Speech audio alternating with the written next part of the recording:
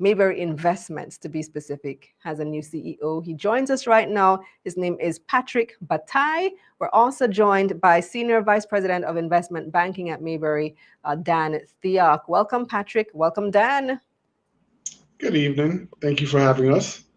Good evening, Kalilah. Good evening to your guests. Great to have you, especially Patrick, since this is your first time and our audience is now meeting you for the very first time. So Patrick, give us some background on yourself. How long have you been in business? How did you come to Mayberry? Sure. A great question. So I've been in business for over 25 years, starting my career at a company most people won't remember, a company called Donaldson, Lufkin and Generitz, which was a power investment bank. Moved around quite some time. I went to TD Waterhouse, which is now TD Ameritrade, focused on sales and relationship management for the southeast of the U.S.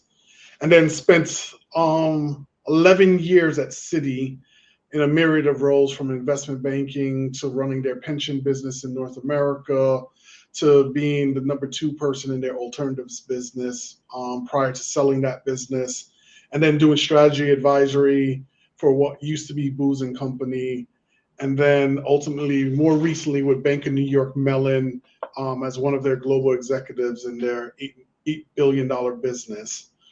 What brings me to Mayberry, great brand.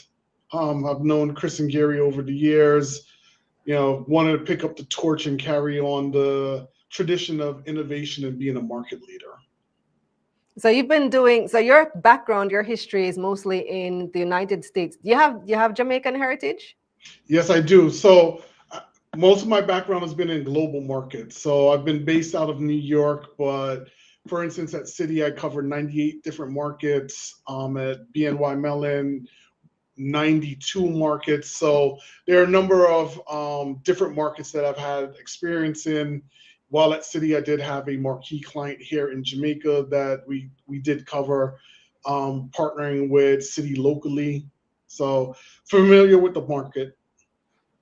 So have you relocated here, or you're working remotely? I am relocated to Jamaica. Ironically, I'm traveling this week, so I'm here in Florida, but 99% of my time, I'm 2 doors down from Dan. How are you liking it? I'm loving it. I've inherited a great team, partnering with Gary on some new investment strategies and approaches to the market. So it's a great opportunity. Looking forward to disrupting the market.